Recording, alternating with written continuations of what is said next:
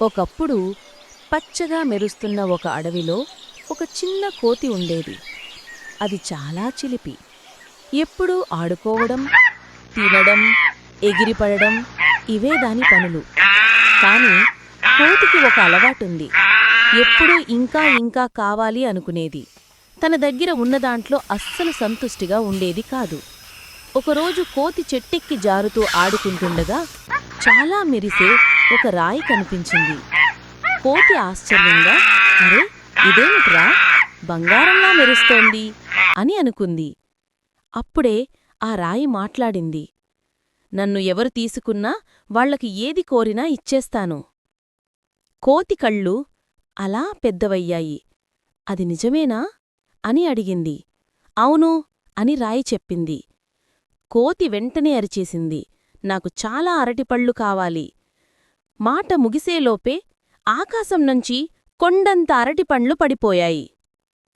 కోతి ఆనందం ఆపుకోలేక ఎగిరిపడింది.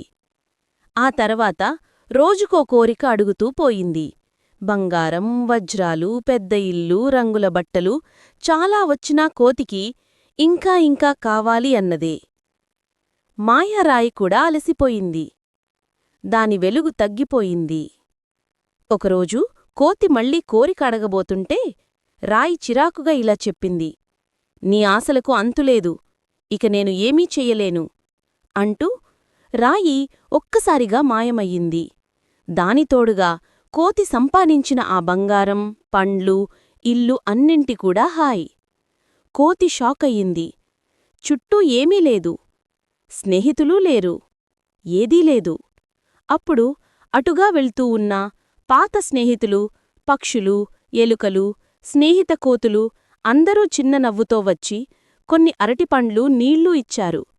కోతి కన్నీళ్లు పెట్టుకుంది. నా దగ్గర ఉన్నవాళ్లే అసలైన ధనం అని అనుకుంది.